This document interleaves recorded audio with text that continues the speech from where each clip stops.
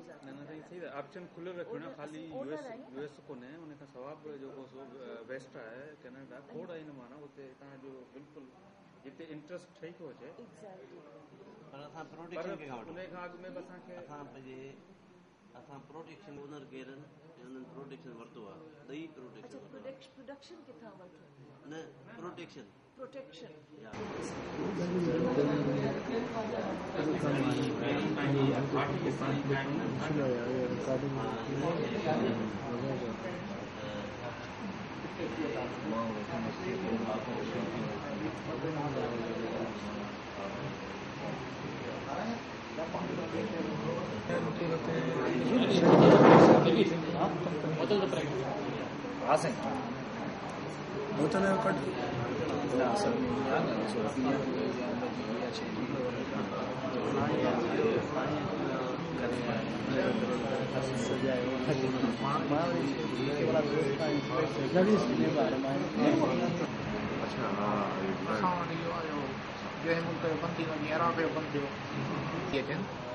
सूर्य बंद जा बताओ सूर्य हमारा कौन कराए सूर्य जो मुल्क मां जो काफी जिते कस्टमर है एक स्टेशन है तो लोकल में तो लोग पास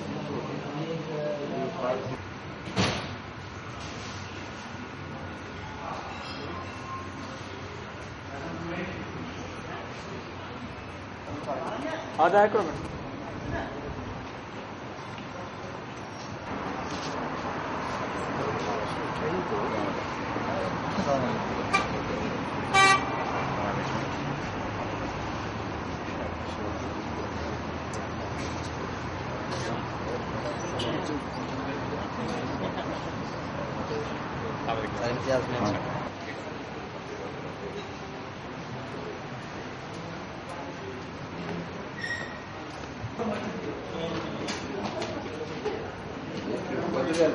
बदल नजर आए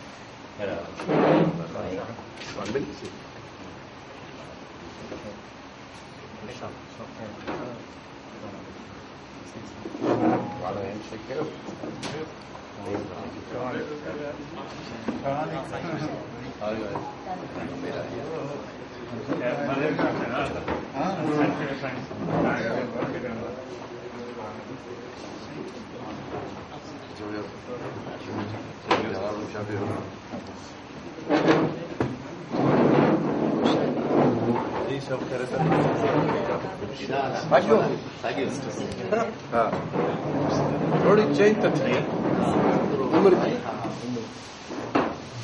रोटी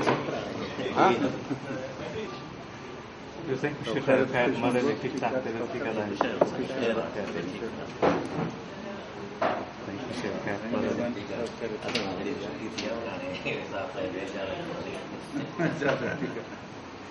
ये डाल है दलाल लगती है ना मुंह तो कर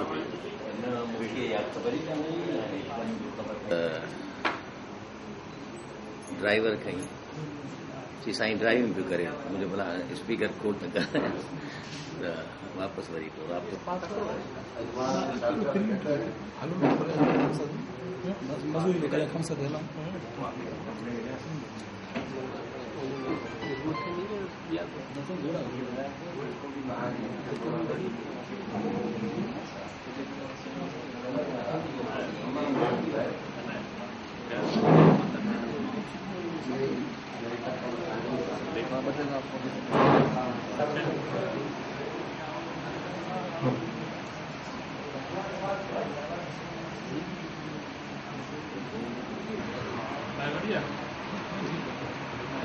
अग्नि गाड़ी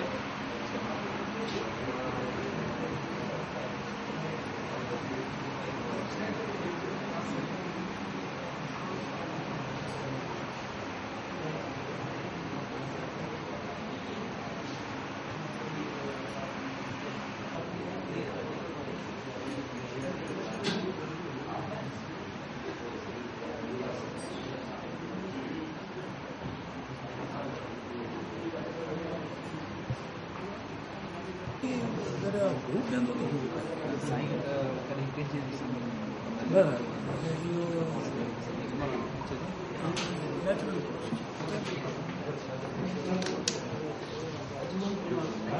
अज़ीम ॾींहं ते जंहिंखे सिंधी पंहिंजी ईद सम्झनि था, उन ईद ते साईं जलाल मोहम्मद शाह ऐं साईं शाह मोहम्मद शाह ऐं अदी हुमेरा जहिड़ियूं शख़्सियतूं असां सां गॾु आहिनि। उन ईद जी ख़ुशियुनि में असां सां गॾु आहिनि। मां साईं जलाल मोहम्मद शाह खे गुज़ारिश थो कयां त अचे स्टेज ते वेहनि।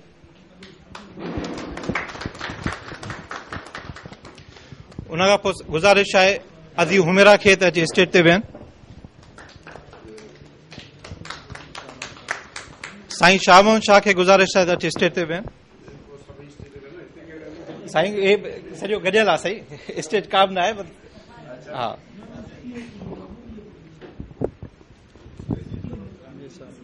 हा, मीर साहब खे गुज़ारिश आहे त अचे स्टेज ते वेहनि।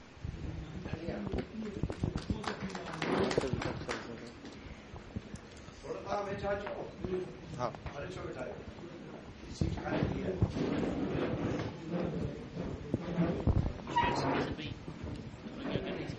ही असांजा उहे महिमान आहिनि जेके ॿाहिरां आया आहिनि, कई आया आहिनि।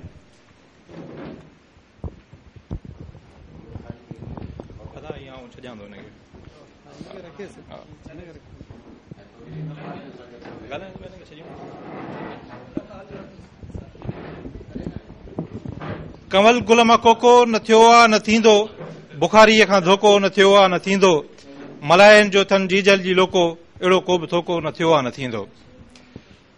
असां सिंधियुनि वटि रवायत आहे त पंहिंजे महिमाननि खे उन ख़ूबसूरत अजरकनि सां उन्हनि जा तोहफ़ा ॾींदा आहियूं। साईं जलाल मोहम्मद शाह खे अजरक पाराइण लाइ मां गुज़ारिश कंदुसि भाऊ फ़खरुद्दीन महिमान खे त साईं खे अचे अजरक पाराइण।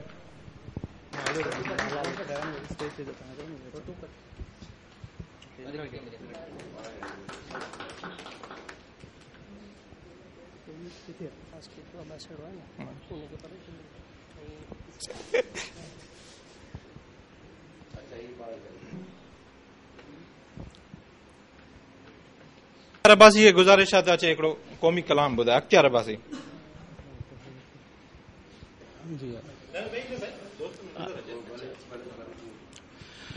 जिंदगी तोता घोरे छॾिया,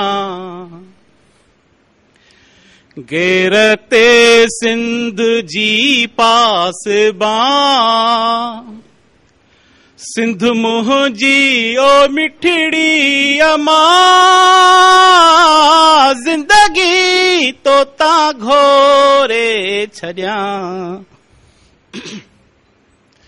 मां ॿधा मोड़ थिया घोट घोड़े चढ़ा, खून मेहंदी हणी पोइ कुहाड़ी खणा, मां ॿधा मोड़ थिया घोट घोड़े चढ़ा, खून मेहंदी हणी पोइ कुहाड़ी खणा, दुश्मने दे सजा कद कपींदो रहा,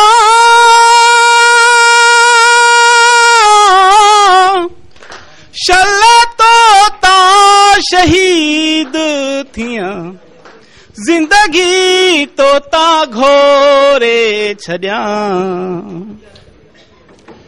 सिंध काबो आ किबलो आ ईमान आ, सिंधियुनि लाइ रिसालो ॼण क़ुरआन आ, सिंध काबो आ किबलो आ ईमान आ, सिंधियुनि लाइ रिसालो जीअं क़ुरआन आ, त पोइ छो न सजदा ज़फर मां कयां,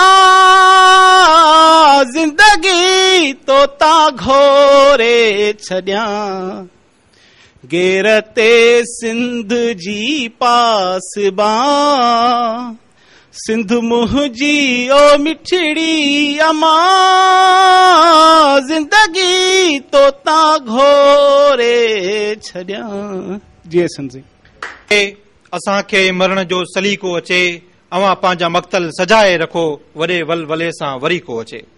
असां ई रस्म मंसूर जा पासबां, असां ई बिलावल जा मसलक धणी, असीं मौत जी पोच खां मतबरा 100 दफ़ा आज़मायो खणी असांजी तो तारीख़ नाहे पढ़ी असांजी तो तारीख़ नाहे पढ़ी इहो बुज़दिली जो मेणो न ॾे इहा ॻाल्हि शायदि विसारे छॾियई असां वटि पुराणो पलव न थिए असां वटि पुराणो पलव न थिए हींअर जो वणई सो करे वठि भली हींअर जो वणई सो करे वठि भली मगर अमां साण लेखन खे चुक्तू कबो इजो ॼाण आई उहा बि घड़ी इजो ॼाण आई उहा बि घड़ी तव्हां समूरनि दोस्तनि जो शुक्रियो अदा करण जे लाइ मां गुज़ारिश कंदुसि भाउ मोहम्मद वशपोर खे त अचे ॿ लफ़्ज़ सभिनी दोस्तनि जो जिन पंहिंजो क़ीमती वक़्तु पंहिंजो टाइम ॾेई असांखे हिते अची असां सां शरीक थिया हुन लाइ असां साईं जो ऐं सॼी संगत जो तमामु थोराइतो आहियां असां पंहिंजी धरती सां तमामु बेहद मोहबत कयूं था जीअं असां सिंध में गॾु आहियूं तीअं असां UAE में बि सभु सिंधी गॾु आहियूं हिक ॿिए सां प्यार मोहबत कयूं था ऐं इनशाअल्लाह इहा असांजी क़ाइमु रहंदी अगरि तव्हांजो साथ रहंदो त असां आईंदा बि अहिड़ियूं पार्टियूं अहिड़ा मेड़ाका कंदा रहंदासीं जीअं उते ऐं हिते असां गॾु हुजूं ऐं असांजी सिंध ख़ुदि मुख़्तियार हुजे उन ते को बि हकमरानी न करे सवाइ सिंधियुनि जे असां इन खे पाए तकमील पहुचाईंदासीं तव्हां सभिनी दोस्तनि भाइरनि जी महिरबानियूं जो असांजे हिन सॾ में तव्हां सॾु ॾिनो जी सिंध यूनाइटेड पार्टी जे मरकज़ी अॻवान साईं शामन शाह खे गुज़ारिश आहे त ॿ लफ़्ज़ पेश कनि साईं ॿुधो आहे यूनिवर्सिटी खाणी तकरीरूं कंदा ईंदा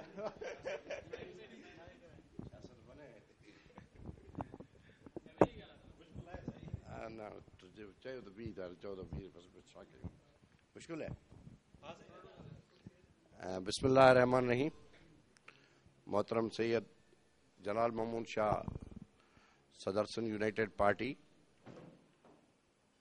मीर सलीम मूंखे चवणु ॾुखियो थो लॻे पर मीर सलीम मुंहिंजो प्यारो दोस्त नंढपण जो अदी हुमेरा सेड़ो साहब बुरड़ो साहब ॿिया दोस्त जेके हिते सभु मौजूदु आहियो अस्सलाम वालेकुम GSN तव्हांजी वॾी महिरबानी तव्हां सभु हिते गॾु थिया आहियो ऐं हीअ जेका पुरवकार तकरीब कई आहे उन जे लाइ मां पंहिंजे संगत समेत तव्हांजो थोराइतो आहियां ऐं ख़ुशीअ जी ॻाल्हि त सिंध खां ॿाहिरि बि सिंध जा माण्हू नौजवान उन ई जज़्बे जोश ऐं वलवले सां गॾु आहिनि त उन हैसियत खे हासिल करण लाइ सिंध ऐं सिंधी पंहिंजो पाण पतो ॾेई रहिया था ऐं थियो इहे त वरी उहा हैसियत त कान मिली पर असीं नए वरी हिकिड़े में नए हुन में पंजोड़ में अची विया आहियूं हाणे उन में निहायत ॾाहप सां दानिशमंदीअ सां अकुल सां ऐं फ़हम सां पंहिंजी राह निजात ॻोल्हणी आहे सिंध खे हूअं केरु फतेह नथो करे जेसिताईं घर जो चोर न हुजे पोइ कॾहिं नाउमल हूंदो आहे त कॾहिं नाउमल जा ॿिया ॿाहिरि हूंदा आहिनि त इन समूरी हालतुनि में अॼु जी सिंध किथे बीठी आहे छा सिंध जो पाणी सिंध वटि आहे छा सिंध जो नाणू सिंध वटि आहे छा सिंध जा कुदरती वसीला सिंधियुनि वटि आहिनि सिंध जेको पंहिंजे हैयत में हिकिड़ो मालामाल मुल्क आहे वतन आहे असां जॾहिं पाकिस्तान में शामिल थिया हुआसीं या असां घुर कई हुई 40 जे करारदाद में जॾहिं जनाब GM सैयद ॿिया हुआ तॾहिं असां हीअ घुर कान कई असां हिकिड़ी आज़ाद ऐं ख़ुदि मुख़्तियार रियासतुनि जो गॾियल विफ़ाक़ बि न गॾियल इलाहाक ऐं अहिड़ो निज़ाम ते घुरियो जंहिंमें क़ौमुनि खे पंहिंजी पंहिंजी हैसियत में बि रहिजे ऐं असीं मुस्लिम अक्सरती परगड़ा पढ़ वञूं पर ईअं न थियो अॼु हीअ जेका हालत आहे हिकिड़ो दफ़ो 14 अक्टूबर ते 1955 में सिंध जी सूबाई हैसियत में ख़तमु कई वई ऐं 1 यूनिट मुसलत थियो असीं जेके बि सियासी कारकुन आहियूं मीर सलीम समेत जेके बि असीं हिते सियासी कारकुन तव्हांखे असीं उन हमले खां पोइ जी पैदावार आहियूं 60s जी पैदावार आहियूं ऐं असां उन वक़्त में ॿाराणप दौर में या शागिर्दी दौर में उन पंजोड़ खे जंहिंखे वञी उन नालो उन ख़िलाफ़ तहरीक हलाई। ठीकु आहे न। वोटरनि जी लिस्ट खे सिंधीअ में करायो, तमामु ॾुखियो ॻाल्हि हो। हींअर तमामु फर्स्ट क्लास माहौल आहे। जेकॾहिं को क़ौमियत ऐं क़ौम परस्ती जी ॻाल्हि थो करे त उन्हनि खे गुलनि जा हार था पवनि। पर मां पंहिंजे दौरे जी ॻाल्हि कंदुसि त असीं जॾहिं गिरफ़्तार थींदासीं त असांजो नालो अख़बार में त कोन्हे, तो ॿधल भायूं आहिनि। इहो असीं अयूब ऐं यहया जे मार्शल आर्ट जी ॻाल्हि था कयूं। लिगारी, हैदर बख़्श जतोई, इन क़िस्म जा जेके असांजा अॻुवाणा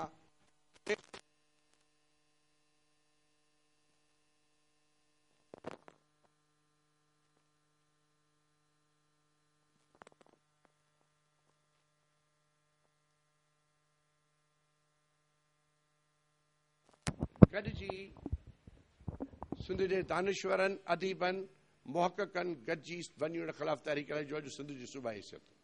मां सिर्फ़ु तव्हांखे नंढिड़ो अर्ज़ु थो कयां, पर मसइलो हल न थियो। मसइलो उते उते हो। मसइलो हीअं हल न थियो जेके वञी उन ठाहींदड़ उन जा पोटा अॼु असेंबलीअ में वेठा आहिनि। वञी उन ठाहींदड़ जे असेंबलीअ जो सिंध स्पीकर भाइटियो वेठो आहे। वञी उन ठाहींदड़ वारनि जा मेजॉरिटीअ में जेके आहिनि से पोटा असेंबली जा मेंबर ठहनि। पर वञी उन ख़िलाफ़ हलाईंदड़ तहरीक वारा माण्हू काज़ी फैज़ मोहन जो औलाद हुजे या उनजी सियासत जो सियासी कारकुन हुजे या GMC जो सियासी कारकुन हुजे, उहो अॼु बि उन जाइ ते मौजूदु आहे ऐं उहा साॻी तहरीक में मुंसलिक आहे।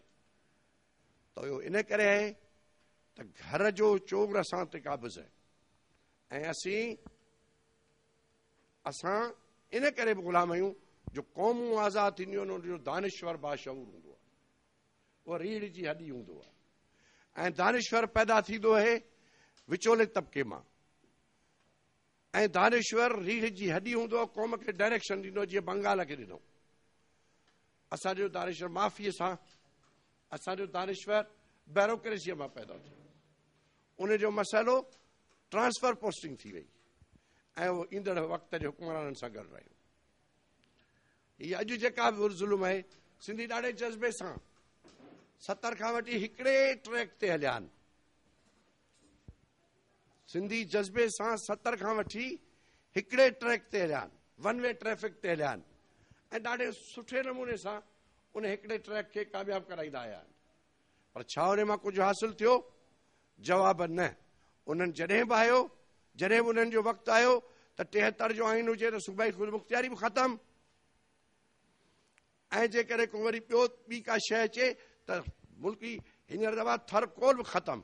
अॼु जेको बि थिए माण्हू सिंधी वोट ॾियनि त मता इन लाइ त कोई कंहिंजो मोहताज थियनि ऐं असांजी पार्टी कंहिंसां गोॾा न टेके, कंप्रोमाइज़ न करे त ख़बर पई मेजॉरिटी मिलण खां पोइ वधीक गोॾा टेकजी विया। उहो इन करे जो असां अञा ताईं शऊरी तौर ते पंहिंजो नसब लैन ऐं तयन न कयो आहे। इन करे मुंहिंजो अर्ज़ु आहे त सिंध खे पंहिंजी क़ौमी ख़ुदि मुख़्तियारी ॾियारणु, सिंध खे पंहिंजो आजबो ॾियणु, सिंध जी तहज़ीब ऐं तमदन खे बरक़रार रखणु। हीउ जेको ॾींहुं पिया मल्हाइजनि ख़ुशीअ जो ॾींहुं आहे, ठीकु आहे, पर इहो बि जेको आहे सो रवैयो जेको आहे सो ई हवा में माफ़ीअ सां मथां दिलाज़ारी थिए। सिर्फ़ु हिन अजरक पाइण सां ऐं टोपी पाइण सां सिंध कान मिलंदी, ख़ाली पुराण सां सिंध कान मिलंदी। ऐं हिते मुतहदा अरब अमारात जी मुख़्तलिफ़ रियासतुनि मां सिंध जा आयल दोस्तो, स्टेज ते अदी हुमैरा ऐं ॿिया सभु दोस्त, अस्सलाम वालेकुम जी।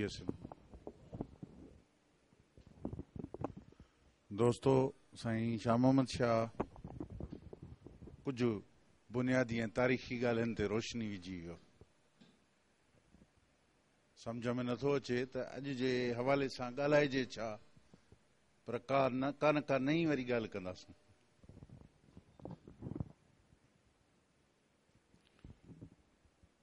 आउं सम्झां थो अव्हां जेके सभु दोस्त हिते वेठा आहियो, इहे हिन मुल्क में रही न को तव्हां सियासत करे सघो था, न को जलसो जुलूस कढी सघो था, पर इहो ज़रूर आहे त तव्हां सिंध जा सफ़ीर आहियो। हिते सफ़ीरनि जो बि सिफ़ारती रोल आहे। तव्हां हिते कमायो, महिनत करियो, सभु कुझु करियो, पंहिंजी मज़दूरी करियो, पंहिंजो इज़त सां ज़िंदगी गुज़ारियो, तरक़ी करियो, ख़ुशहाल थियो। जे हक़ीक़ी तौर ते हिन मुल्क जो निज़ाम, मुल्क जेको असीं पाकिस्तान जी था ॻाल्हि करियूं, उन जो निज़ाम इंसाफ़ ते ॿधल हुजे हा त ही दोस्त असांजा हिते कमाइण कोन अचनि हा, पर हिते जा दोस्त उते कमाइण अचनि हा असां वटि। अॼु असां मुख़्तलिफ़ दुबई ऐं हितां आसपास मां कुझु ॾिसंदा आयासीं, कुझु तेज़ रफ़्तार तरक़ी, उन जा मिसाल ऐं काफ़ी शयूं ॾिठियूं पियूं। त कचहरी कंदा आयासीं त मूं दोस्त खे इहो ॿुधायो, अला बख़्श खे, मूं चयो त जेतिरी असांजी सरज़मीन में जेके वसाइल आहिनि, जेका वसाइल आहिनि, उन्हनि जो अख़्तियार अगरि असां वटि हुजे, थुले लेखे अंगन अखरनि में थो ॿुधायांव, 3000 अरब रुपए खां मथे जी पाकिस्तान जी बजट आहे, जंहिंमां 1900 समथिंग अरब रुपया सिर्फ़ सिंध थी प्रोड्यूस करे।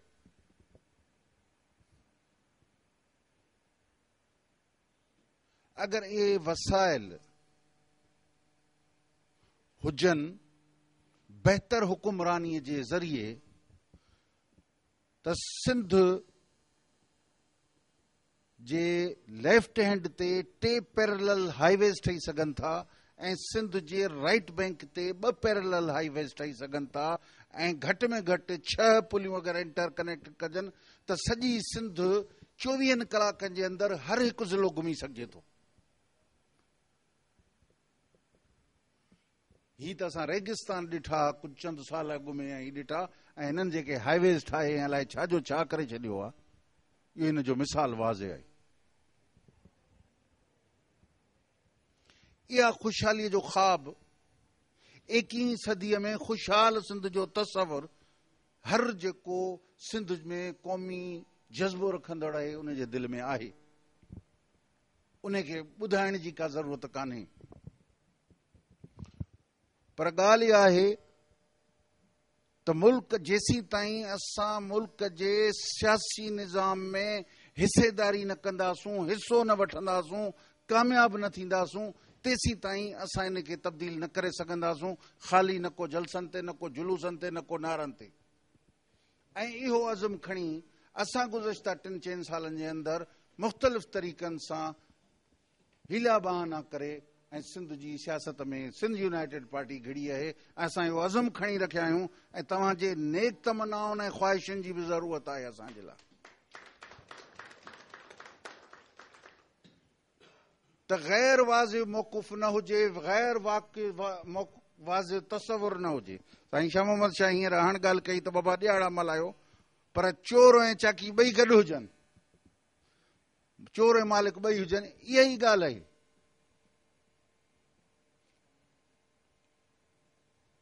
बुनियादी ॻाल्हि आहे त जॾहिं असीं जेॾीमहिल सिंधी ऐं सिंध जी था ॻाल्हि करियूं त इन जो मतिलबु आहे त सिंधी क़ौम जी था ॻाल्हि करियूं। साईं GM साहिब जेको तस्वुर ॾिनो हो उहो तव्हांखे क़ौम जो तस्वुर ॾिनो हो, ऐं क़ौम जा 4 बैनुल अक़वामी जदीद यूरोप जे क़ौमी तस्वुर जा जेके यूनाइटेड नेशंस में बि प्रिंसिपल आहिनि, 4 बुनियादी नुक़्ता आहिनि, जंहिंखे पंहिंजी तारीख़ी ऐं जियोग्राफिकल बाउंड्रीज़ हुजनि, जंहिंखे पंहिंजी जुदा ॿोली हुजे, जंहिंखे पंहिंजा धार सक़ाफ़ती मफ़ादात हुजनि, तारीख़ी रवायात ऐं सक़ाफ़ती मफ़ाद हुजनि, ऐं जंहिंखे धार इक़्तिसादी मफ़ादात हुजनि। इन्हनि चइनी डेफिनेशन्स ते असीं क्वालिफाई करियूं था। इन्हनि चइनी डेफिनेशन दुनिया जे मञल उसूलनि में बहसियत क़ौम असीं क्वालिफाई करियूं था। पर अफ़सोस त असांजो सियासी नुक़्ते नज़र गैर वाज़िह आहे, सियासी मौक़ुफ़ गैर वाज़िह आहे।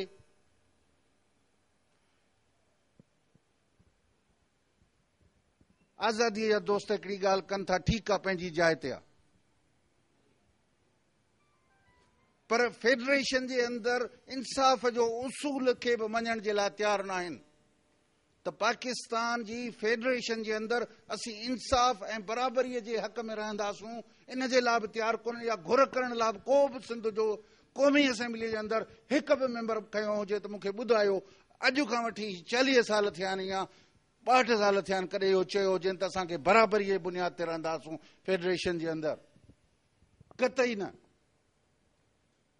कतई नंढियूं नंढियूं ॻाल्हियूं ॿुधाए, हितां जा नारा हुतां जूं ॻाल्हियूं करे, हुते सभु उहे बि असेंबलीअ जे अंदरि नंढियूं ॻाल्हियूं बि कोन कंदा, अख़बारुनि में कंदा। ऐं पोइ वरी असीं तवक़ुआत वॾियूं रखियूं त असीं वॾो सोन तब्दीली आणे छॾींदासूं। कीअं आणींदासूं तब्दीली? तब्दीली आणींदासूं जॾहिं असीं सियासी अमल में भेरो वठंदासूं, हिसो वठंदासूं, हिसेदार थींदासूं।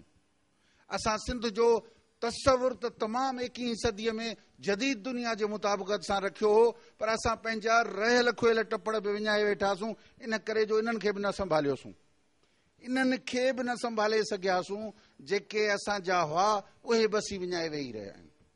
उन जो बुनियादी इहो आहे त तव्हांजी सियासी नुमाइंदगी कमज़ोर हथनि में रही आहे, सियासी नुमाइंदगी तव्हांजी गैर वाज़िह रही आहे। क़ौमी तसवुर तव्हांजो वेग आहे। टोपी ऐं अजरक सां ख़ाली असीं कोन था सिंधी थी वञूं। टोपी पायां, अजरक पायां ऐं सिंध जे मफ़ादनि जे ख़िलाफ़ कमु करियां, सियासत में वेही, इक़्तिदार में वेही।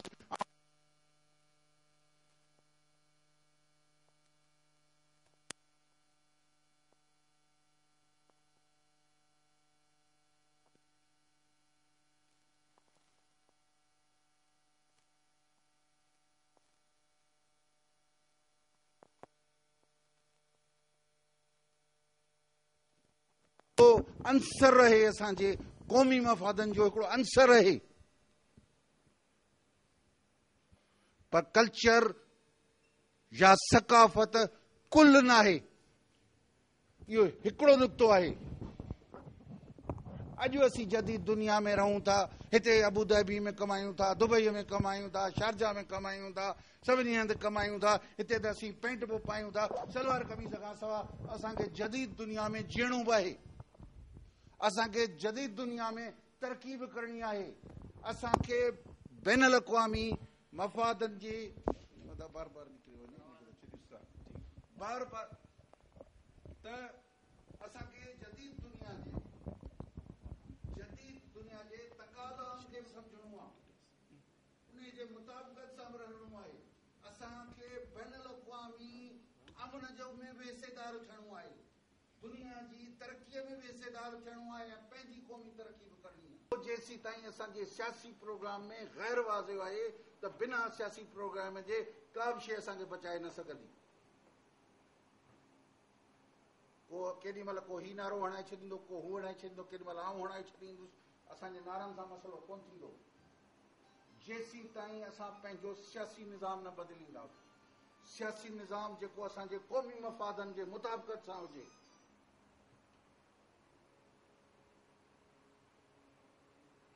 असांजा क़ौमी मफ़ादात हिन वक़्तु इहे आहिनि त हिन मुल्क जे अंदरि जेके असांजी ज़मीन जे हेठां वसाइल आहिनि उन्हनि जो अख़्तियार असां वटि हुअणु घुरिजे।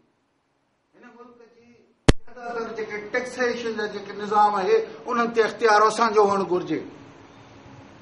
हिन मुल्क जे अंदरि, हिन सूबे जे अंदरि, हिन सिंध जे अंदरि तेल ऐं गैस ऐं कोयले जा जेके कुदरती वसाइल आहिनि उहे असांजी ज़मीन जा आहिनि ऐं उन ते असांजे माण्हुनि जो पहिरियों हक़ुम आहे।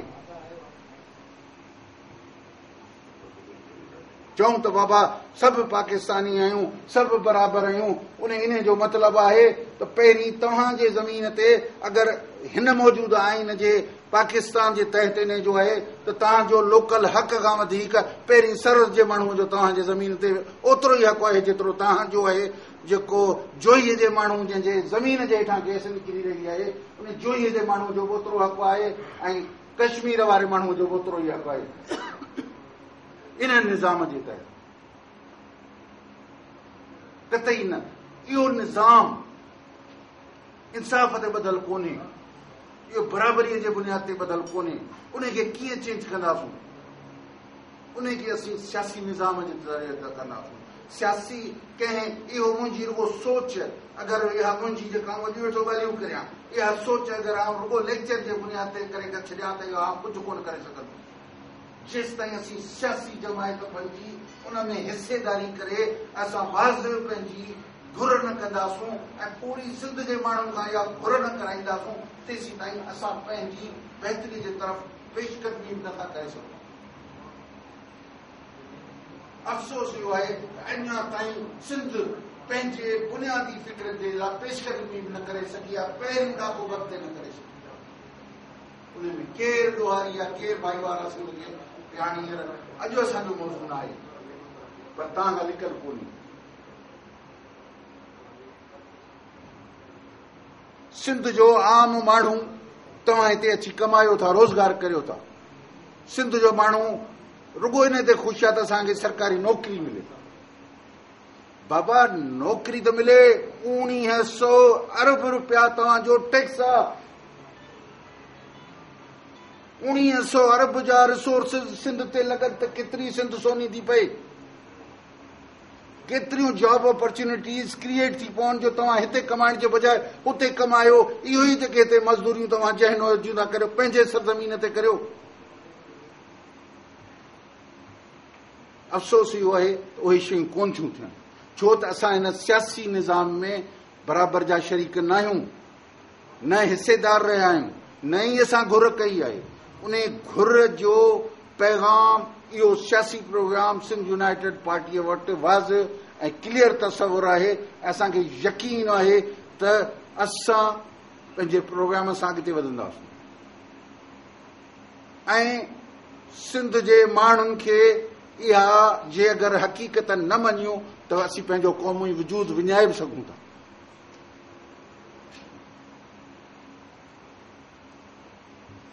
असांखे नौकिरियूं, असांजे लाइ 5000 10,000 नौकिरियूं, लख नौकिरियूं इहे काफ़ी कोन्हनि।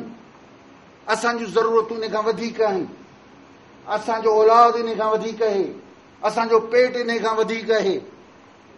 असांजे माण्हुनि जे मुस्तक़बिल 21वीं सदीअ में ज़रूरियात जो जॾहिं सॼी सिंध में सॼे दुनिया जे अंदरि वसाइल जी जंग थी रही आहे त हर को मुल्क जीअं जीअं माशी प्रेशर पवंदो पंहिंजे मुल्क मां थी सघे थो त अॼु खां 5 या 10 सालनि खां पोइ जेॾीमहिल ही तरक़ी याफ़्ता मुल्क थी वेंदो हलियो हुयो तव्हांखे हिते रहण जो मौक़ो ई न मिले, उन वक़्तु तव्हां छा कंदो? उहा उन वक़्त में तव्हांजे ज़मीन जे अंदरि, तव्हांजे सिंध जे अंदरि इहा गुंजाइश हुजे जो तव्हांखे जज़्ब करे सघे, तव्हांजे ज़रूरतुनि खे पूरी करे सघे, तव्हांजे औलादनि जी तालीम, तव्हांजी ख़ुशहाली, तव्हांजी रोज़गार, तव्हांजे वसाइल खे पैदा करे सघे। अहिड़ी सिंध जो असीं ख़्वाब ऐं ख़्याल खणी आया आहियूं ऐं इनशाअल्लाह ताला असीं इन में करे छॾींदासूं। आख़िर में आऊं वरी बि चवंदुसि दोस्तनि जो शुक्रगुज़ार आहियूं जिन हीउ मौक़ो फ़राहम कयो तव्हां सां कचहरी जो। महिरबानी तव्हांजी।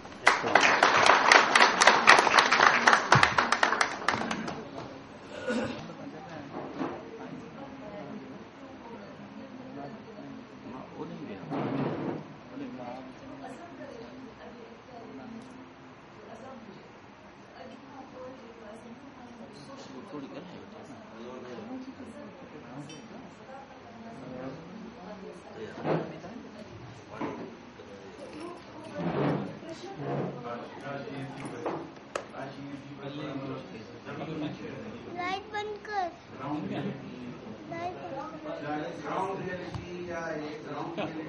पानी शुरू कयो पोइ साईं सां कचहरी वधंदी रहे। असां डॉक्टर कादिर सरकी साहिब खे प्रोग्राम में अचण ते भलीकार चऊं था। साईं जो अजरक वियो आहे, महिरबानी साईं खे अजरक कराए। ठीकु आहे। चोरी थी वेंदो न मोहर पासे पियो बुफे सिस्टम आहे सभु दोस्त में गुज़ारिश आहे त मानी खाईंदा रहनि कचहरी कंदा रहनि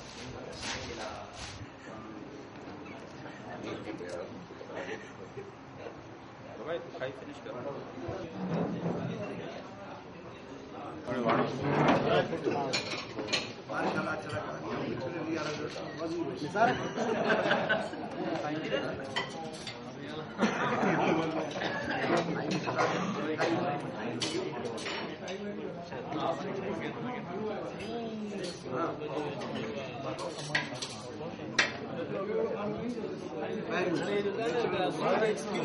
बेहतर आता है हिकिड़ी शाइर आहे उर्दू जी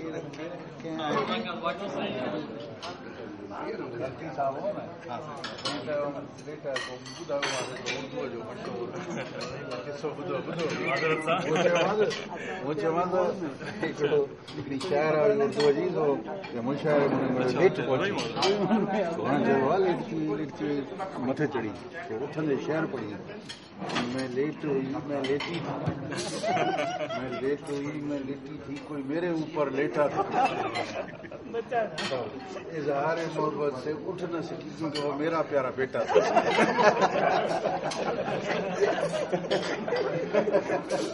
पुट जे मथां चढ़ी वञे मोहब्बत माण्हू थी डॉक्टर कादर भी उनखे वठी आयो उनखे बि वठी आयो वो तो ईअं थींदो इहो थी वञे वरी माण्हू